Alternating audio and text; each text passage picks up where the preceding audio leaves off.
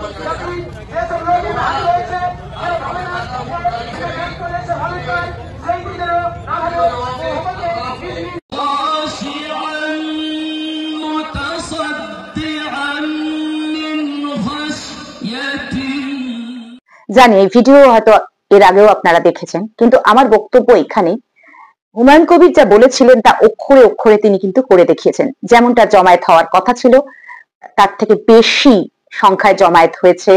মানুষ কিভাবে এসেছে, কিভাবে শিলান্যাস অনুষ্ঠানে যোগ দিয়েছে এবং রাজ্য পুলিশের নজরদারিতে সঙ্গে 19 কোম্পানি সেন্ট্রাল ফোর্স ছিল হাইকোর্টের নির্দেশে, যাতে কোথাও শান্তি শৃঙ্খলা বিঘ্নিত না হয়।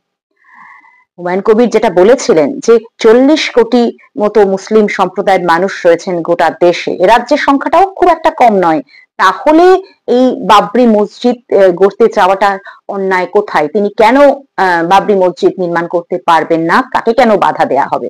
সত্যি তো আমাদের দেশের আইন তো মানে সংবিধান তো বলে, কারণ আমাদের দেশ ধর্ম নিরপেক্ষ দেশ, যে কেউ তার নিজের ধর্ম পালন করতে পারে, যে কেউ চাইলে মন্দির, মসজিদ, চার্চ নির্মাণ করতে পারে। কিন্তু এক্ষেত্রে বিষয়টা হচ্ছে বাবরি মসজিদ নিয়ে।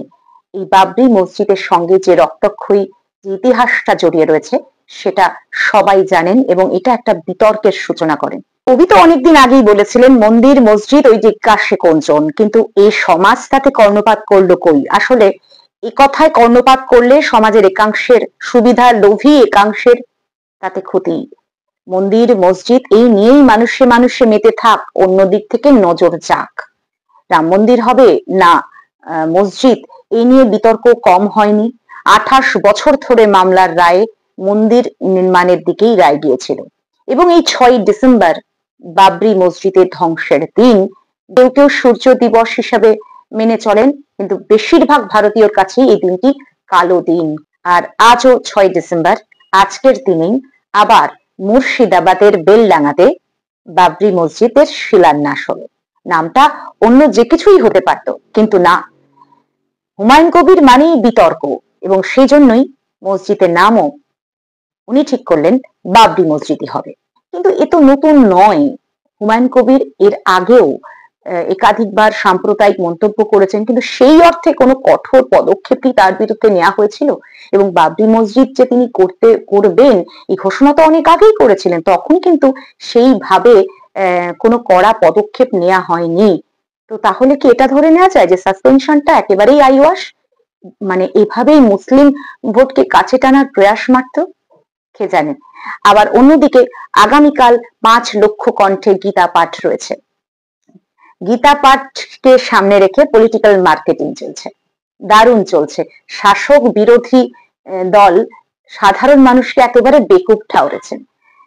বাবরি মসজিদকে সামনে রেখে মুসলিম ভোটকে কেউ সামনে টানার প্রয়াস করছে, কেউ আবার গীতা পাঠের কর্মসূচি সামনে রাখছেন, কি হচ্ছে আসল যে ফোকাস, যে সমস্যাটা, চাকরি নেই, এই যে নিয়োগ দুর্নীতি নিয়ে এত কথা হচ্ছে, স্বাস্থ্য ক্ষেত্রে এত অরাজকতা রয়েছে, তারপরে এই যে একজন উদীয়মান ডাক্তার যেভাবে নৃশংসভাবে তাকে ধর্ষণ করে খুন করা হলো, তার কোনো বিচার মিলল না। এছাড়া উন্নয়ন নিয়ে তো উন্নয়নের পাঁচালেই আমরা শুনে গেলাম, রাস্তাঘাটে বেরোলে তো তেমন ছবিটা চোখে আসে না।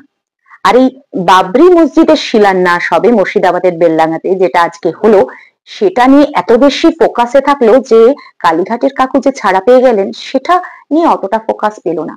আসলে এই যে নিয়োগ দুর্নীতি মামলা হলো, এত এত শিক্ষিত ছেলেমেয়েরা প্রতিদিন রাস্তায় ধর্ণা দিচ্ছে, আমাদের শিক্ষক সমাজে একটা দুর্নীতি গ্রাস করেছে, যাদের হাতে আমাদের আগামী প্রজন্ম রয়েছে, সব দিকে একটা অরাজকতার ছবি। সব ফেলে আমরা ধর্ম নিয়ে, কেউ মন্দির, কেউ মসজিদ, এছাড়া আর ভাতা তো আছে, আর আমাদের কোনো কিছু দরকার নেই। একদিকে কিছু লক্ষ্মীর ভান্ডার আছে, কিছু ভাতা আছে, আর এরকম ধর্ম নিয়ে থাকলেই দেশ এগিয়ে যাবে, জাতির উন্নতি হবে।